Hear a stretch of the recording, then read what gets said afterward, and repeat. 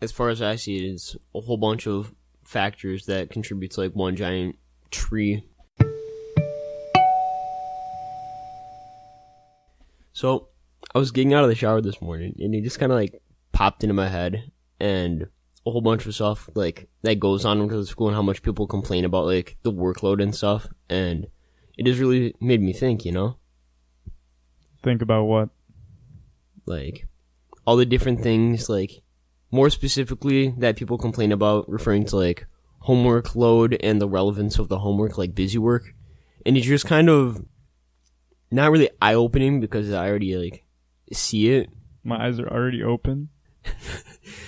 But it's more or less like having the teachers realize the fact that the other classes we're taking are also IB, and that they also give homework, and they're giving enough like of a homework load to be like equivalent to like half of my classes in the first place. So it kind of like stacks up, like it's exponential. Yeah.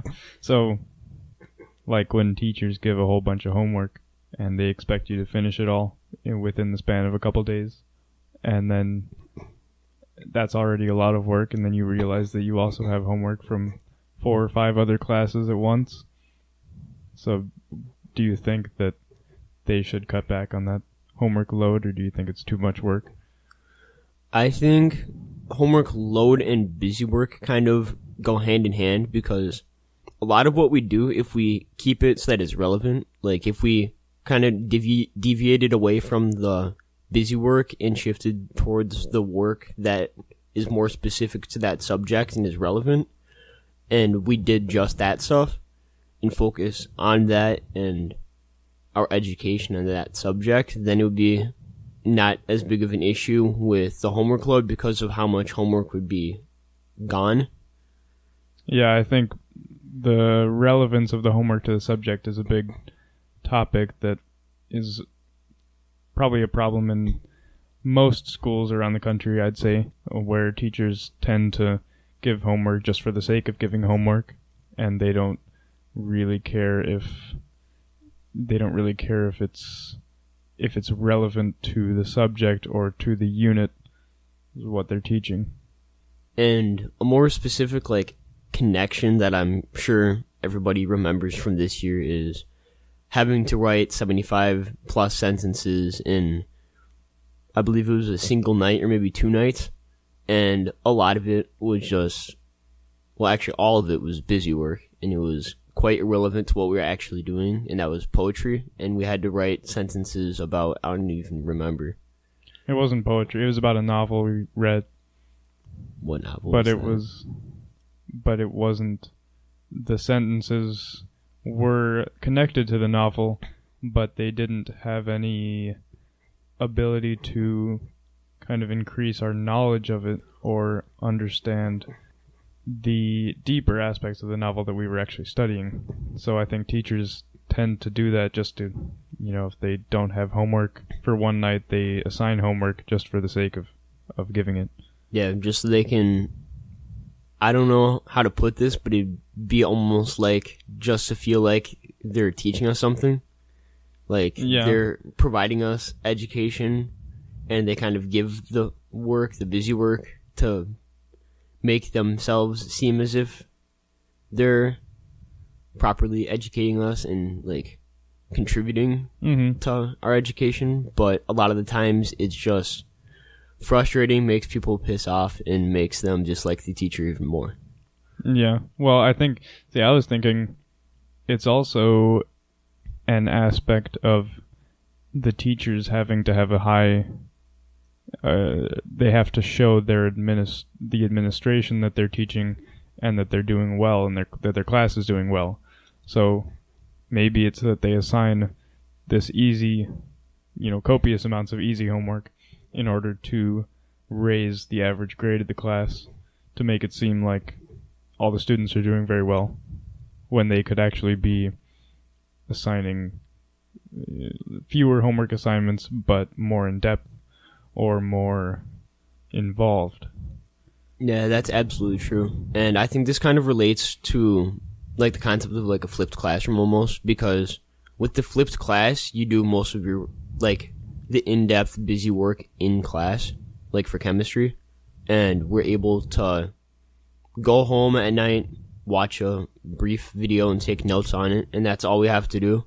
You have to understand the concept, and then once you get to class, when you're with the teacher, you're actually able to apply the concept, and it really helps your understanding of the entire unit or whatever you're doing. Yeah, I think the flipped classroom is a great idea, because you take notes outside of class, at home, that's your homework, and then once you get into class, you can do the practice problems, for example, in chemistry, or I guess if it were in a different class, you could do, the work or write an assignment or whatever in class where you can talk to the teacher, get advice, work, collaborate with your classmates.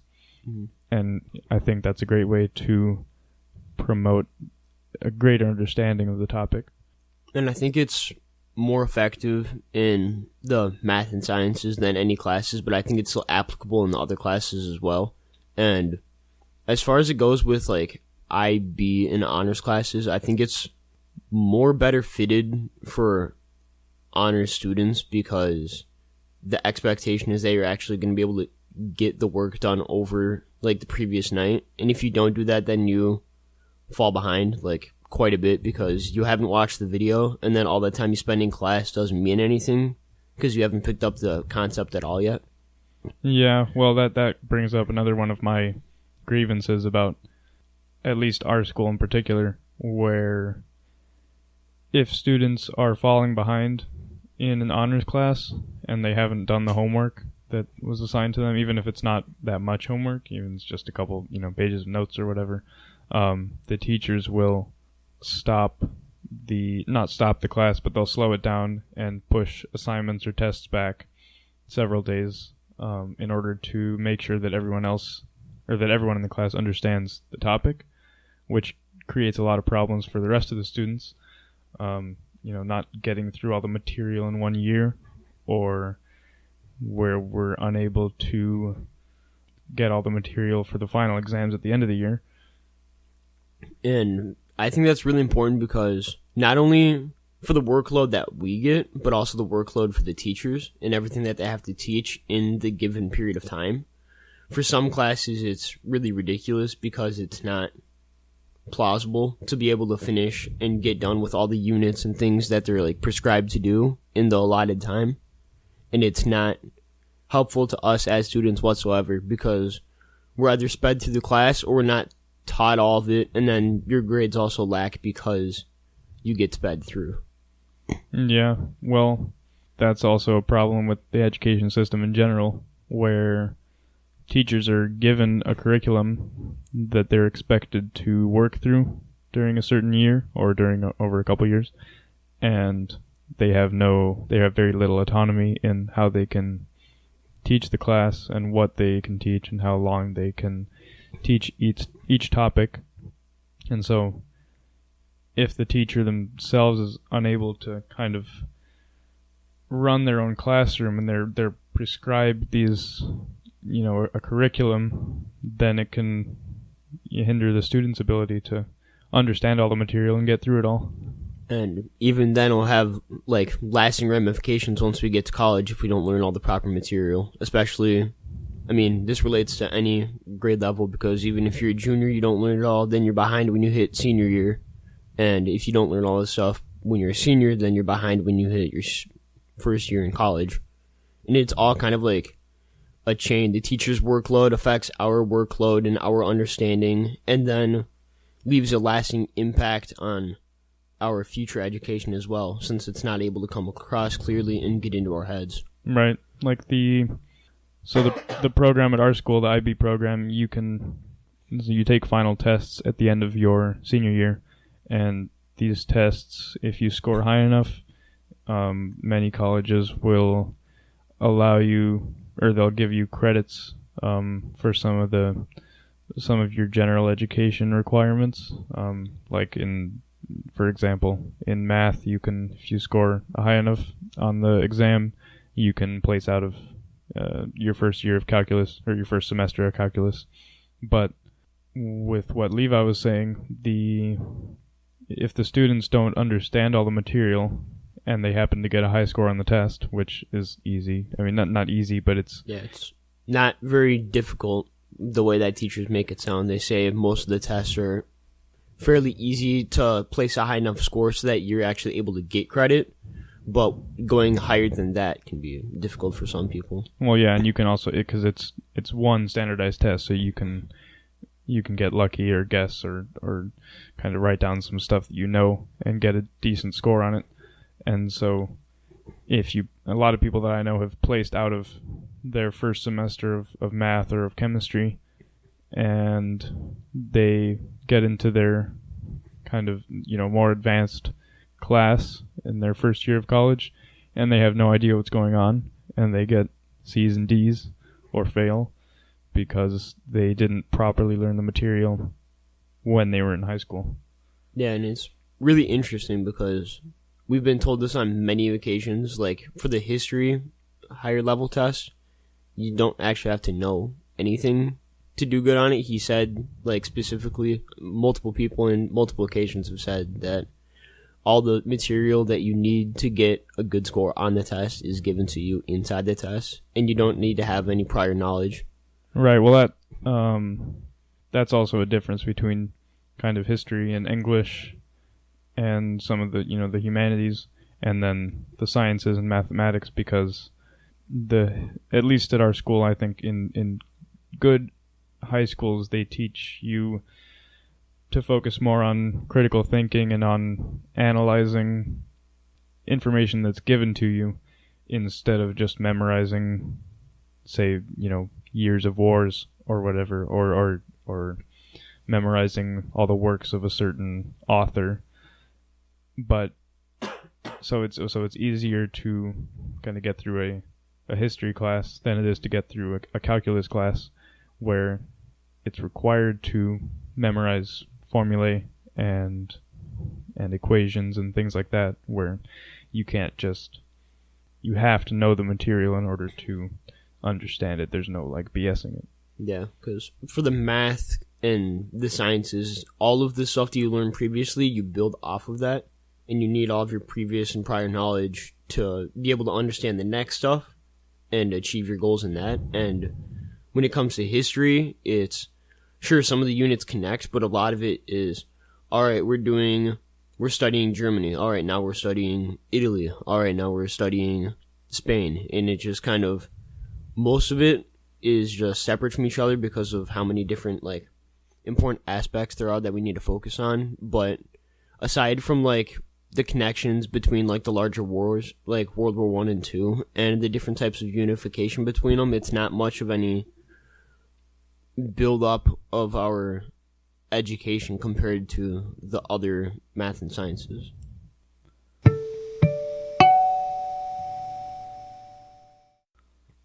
And all of that kind of links back to the standardized testing that we have to take, ACT, SAT if you're taking that, and you need to have a fundamental understanding of what you're doing in the math section to do good in the math section. And as for science and reading, all the information is there and given to you. You just need to understand how to analyze it and properly see through it.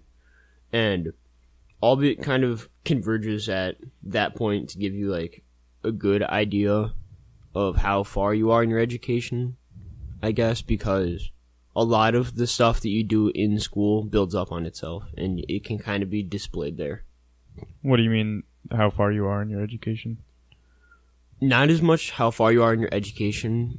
That's a bad way to put it, but because some people just aren't that good at taking larger time tests, and me personally, I tend to lose focus throughout the test, and it's hard to pay attention, but it's kind of just there as a standardized test to show you how well you know the material that you have learned. But in the case of the reading and science section, you don't actually need to know very many things previously to be able to do good on the section, because all the information is previously displayed to you. Yeah, I fundamentally disagree with standardized testing on a very, very basic level. I think that tests like the ACT and the SAT are meant to measure how good you are at filling in bubbles on a test, not really how good you are at analyzing data or reading through material. It's mostly just how quickly can you read this information, process it quickly, and come up with an answer. But it doesn't really measure your knowledge of certain subjects. So I don't think it should have such a great impact on, for example, what college you go to or how much scholarship money you get. Mm-hmm. It's got a disproportionate amount of weight attached to it. Yeah, because, I mean, with that testing and with standardized testing in general, it can be clear what their goal is. I just don't think that they're going about it the right way. And it, like Adam said, it shouldn't have the weight that it does, because mere points on an ACT or SAT can affect you by thousands of dollars and whether or not you get into that college you want to go to. And if you really think about it, I mean, that's one question, one little bubble on that sheet could affect your future. Yeah, or, how much sleep you got the previous night, or if you ate a hearty breakfast, or they always tell you to eat great breakfast before you take a test. But, I don't know, what if you were, you were, sad that day, or, angry about something that happened the previous day, and you did, mediocre on a test, and then you either have to take it again and pay, $60, or stick with a terrible score just for for something inconsequential as that. Yeah, it's really nerve-wracking because of all the different aspects that get filtered into the test. Like Adam said, how much sleep you get, how much food you eat, the emotional state that you're in, and different things like whether or not you need to go to the bathroom during the middle of the test. That's always I've taken the ACT 4 times because I got them for free through Upward Bound, but it's one of those things where there's so many factors that play into the outcome of the test other than how good you are at analyzing this data in the allotted amount of time and whether or not you can fill in the bubbles in time, and it's all really nerve-wracking to see. That's why I like the IB exams that we take at the end of the year, because they're much more focused on, do you know the material? Yeah, and you get a fairly good amount of time to actually get it done. You have a couple hours or hour and a half or whatever to do, how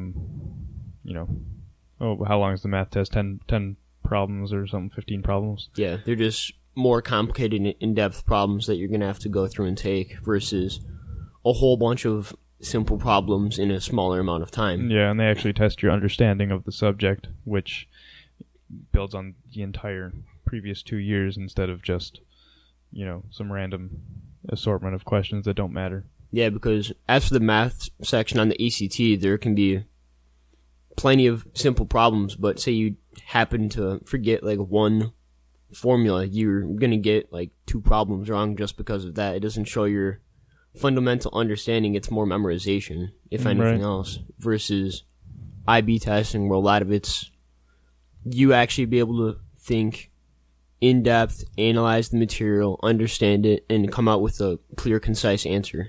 Mm-hmm. And that kind of brings us to another topic that I wanted to discuss, which was college admissions and the entire process of that, since Levi and I are both seniors in high school, and we're pretty much right in the middle of the college admissions process, applying to different schools and scholarships and everything like that. So with the standardized tests, I mentioned earlier how I disagree with how much weight they have attached to them, but that they're it's one of the biggest measures, it seems to me, of how good of a school you can get into, even though I definitely disagree with that. And the college admissions process is, I think it's way too much work for what you're actually trying to do. Is you're just trying to kind of extend your education. From high school, we go to a public high school, so it's free, to college, which a lot of times can cost tens of thousands of dollars. And I think that there's way too much work in the college admissions process. You have to, there's so many things that you have to do in order to just apply to a school. Yeah, absolutely, because like we talked about before, if you don't have a fundamental understanding of what you're going through, then you kind of have to pay more money in college. If say you do get into college you want to get into, and then you don't get, say, the credit that you wanted to get from your testing, then because you didn't do very good on the tests, then you're affected in college because you have to pay more and take more classes. Yeah, which is like what I was talking about with even people who do get the credit, they get credit for some of their general education requirements, and if they do badly in a class, then they're gonna have to take it again, or move to a lower class or whatever. So that just wastes their time and money, and it kind of brings to light I think it's kind of bogus, the entire standardized tests and the credit that they can afford you in college. Yeah, it's just one, as far as I see it, it's a whole bunch of factors that contribute to like one giant tree of, and it all meets at like the roots of what's gonna like happen next in your life for like your education, college, and even after that, because one simple thing like your workload and fundamental understanding of one thing can affect that test score that determines whether or not you get into that college, and whether or not you're going to get into the college, afford to be able to pay it, how long you're going to stay there, what profession you're going to be able to do in life. Right, which I said that I disagree with the amount of work put into college applications, but I do think it's a good thing that they or at least the admissions representatives or counselors put a lot of weight on things other than testing, such as, sports or activities outside of school, or GPA. Yeah, or your performance during all of high school instead of just tests, which I do like, and I do think that that's an important part of the admissions process. Yeah, because it's not as much the testing as it is your dedication to learning and doing well in the class, and how much work you're gonna put into your education as far as it goes to getting a good GPA, and it's how well you're willing to do. Because I think that anybody can have a really good GPA if they just set their mind to it, and if they're able to get all of their work done and maintain focus. But for some people, like Adam started to bring up, another factor they take into consideration for the application process for college is how like different activities and sports you do, and that can have a direct impact on your GPA. Say you're not able to get that homework assignment done because you've been out late playing a game, or you have other things going on in your life that's contributing to it. It all kind of goes hand in hand, and they're all really important for colleges because of that.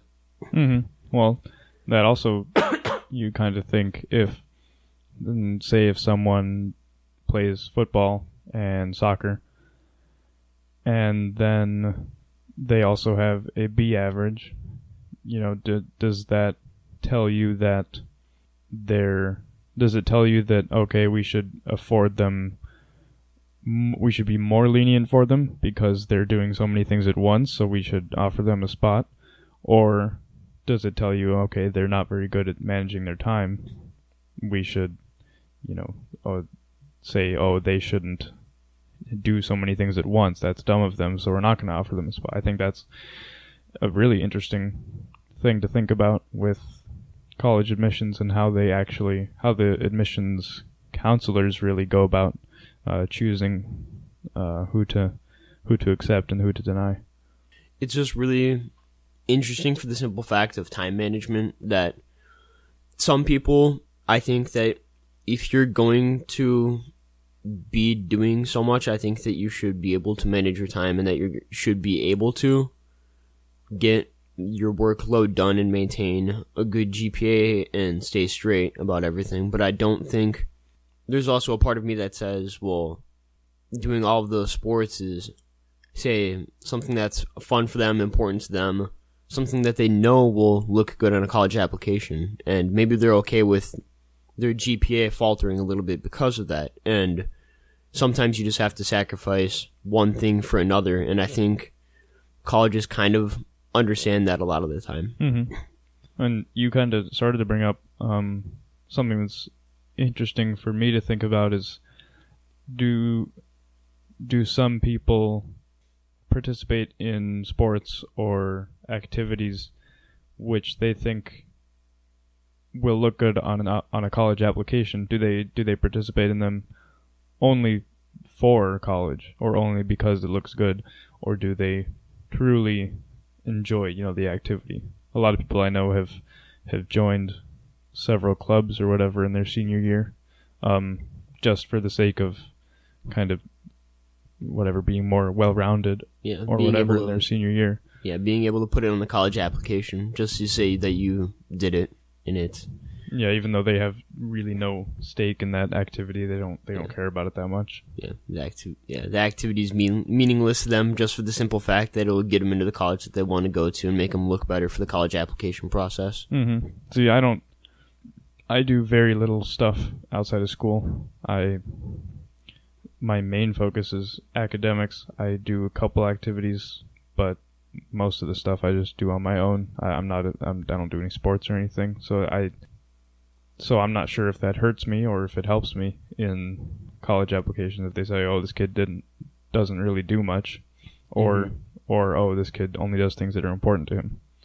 Yeah, as pertaining to you, I know you do, like, aside from sports and more physical activities, you've done things like Boy Scouts, guitar, learning a whole bunch of languages. It's like you make up for in other areas. You wouldn't be able to do all that if you played 3 sports and maintaining a 4.0 GPA. It's the load that you take and you put aside from, say, a sport if you're interested in one, or you are interested in one. You kind of consolidate your time to another area to help further you more educationally. Right, that's my take on it, but I do understand that sports are more, they're definitely more time consuming, and I don't know if they look good or if they look better on an application, or if they're I don't know, more impressive. I would like to talk to someone who is on the inside of the admissions process and talk to them about how they view different types of activities and things like that. I think it's important for students to understand how the decisions are actually made instead of it all being a mystery. Yeah, because I think a lot of it relies heavily on consolidation and time management, and not only how you spend your time, but also how the college thinks you spend your time. And it's a lot about just how you're able to display and sell yourself to the college. I think it's funny you use that phrase, sell yourself, because it's exactly what you're doing. The college is it has a number of students that they need for the year, and they get 10 times as many applications as they do students, and they need to kind of filter it out. So I think it's funny, that's exactly what you're doing, is you're kind of showcasing. You have your resume, and you're showcasing what you do, and you have to kind of write about what's important to you and how your activities affect your life. And if your writing ability is less, or if you're not able to express your ideas as well as other people, you might not get in, even though you might have a great a full life with many different activities that you do.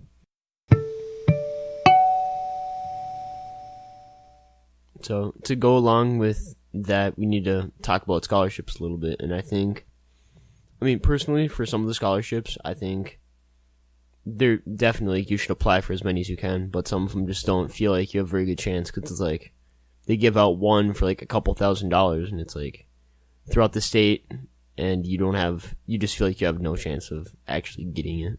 Yeah, well, even if you have a small chance of getting it, I've applied to a whole bunch where it's easy to apply. You just like, I don't know, like the stupid ones where it's like sign up for this website and get entered into a scholarship. Well, okay. I just use my junk email, and then you sign up for a scholarship. So, if I get one out of every 100, I haven't applied to 100, but say if you those are the odds. Yeah, you can get a scholarship or two that way. Yeah, I mean, any way that you can get extra money to help to contribute to college is money either way. So it's because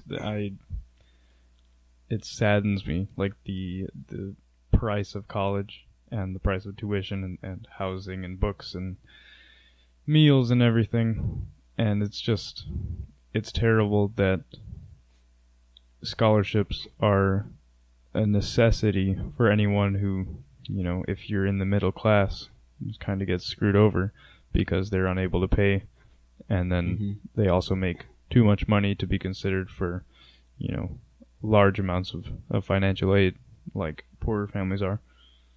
So, I mean, it kind of gets, like, complicated and, like, shady, I guess, like, in a little bit of a gray area because of, like, incomes of families and how much money you actually have, because you can have more money than your income states, too, which is, like, a case with some families, because you can have more, say, from, like, outside sources, from, like, grandparents and stuff like that. Yeah, well, you can... I think for most of the financial aid applications and things like that colleges ask for, they pretty much catch everything, like all your your work income, and then also your assets and your house and your cars and things like that, and your savings and things like that. They catch most of it. I guess there's loopholes, but there's loopholes with everything. You can take all the money out of your bank account to make it, withdraw it all into cash, so it looks like you have no money. But that's smart. It's pretty difficult to keep that, like, as a lie, and then also it's pretty illegal. Yeah, for sure. That's yeah. I'll be that one old dude with like a whole bunch of money under my mattress. Be like, hey kids, you guys are getting a lot of money for college. Yeah, but yeah, the price of college is just. It's atrocious that, you have to, people go into debt and have, if they take out loans going into college and don't pay them back, they're not able to pay them back until they're in their, 40s or 50s. It's just terrible that colleges have increased their prices that much from 40, 50 years ago. Yeah, it's kind of ridiculous because if you do it, you're gonna be, well, obviously depends on the college that you go to and the profession that you want and how good of an education you want to receive, but it shouldn't be something that burdens you for that long in your life. No, yeah, like state schools are supposed to be run by the state and by taxpayers in the state and the federal government, but they're far from accessible to everyone. They're tens of thousands of dollars that you have to pay. Yeah, and some of them have really low admission rates for, say, that one profession that you think you'd be really good at and want to get into, and you didn't get a good score on that one test, then you're kind of screwed over. Right. So that brings up, like, how important is college in your entire life? Is college necessary? Is going to a 4-year university necessary to get a good job, which is what a lot of people are led to believe, but I don't think it's... People put too much emphasis on going to college and getting good grades on, in high school, and then standardized tests and things like that, even though many people who who make large amounts of money. They're not, it's not minimum wage jobs or anything. They haven't gone to college, or they've only gone to a trade school or whatever. Which it's very interesting because, like, I would highly recommend like going to college personally, just for the simple fact you have a better chance of making more money in the future. I think because if you don't go to college, I mean, there's always a chance that you could do really good at that one thing that you want to do and make money different ways than people would have expected you to when they put emphasis on going to college and kind of drill that into your head. But I think that just for the simple fact that the chances of that are happening are so much lower, it's better to receive a proper education and have a better chance at being able to support yourself in the future and perhaps a family of some sorts. Then it'd be kind of essential to be able to do good and support a family in life. Right. Well, I think it's kind of circular. Like if you go to a university, you have a better chance of making lots of money or getting being employed at a big company, because your employers are more likely to see you as a good candidate for the job, because, and the reason for that is that they think that college is necessary to get a good job.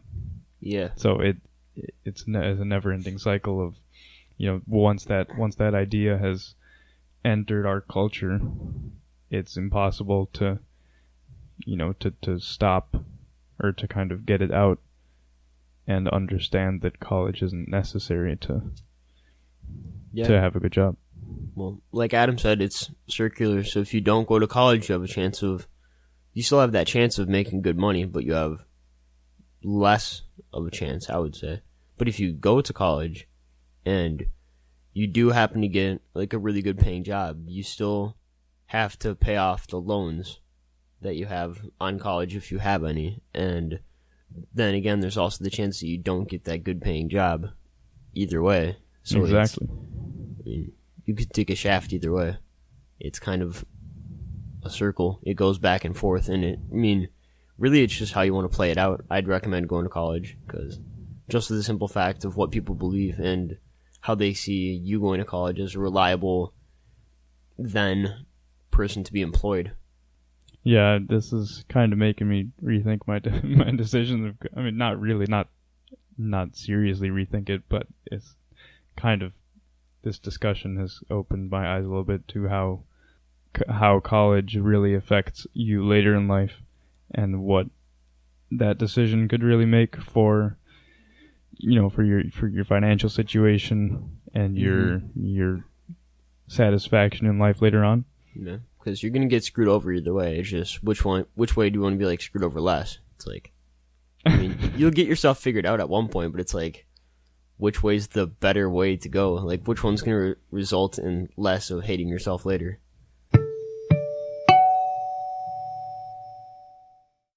And these, my friends, are just some of the things that popped into my head when I got out of the shower today.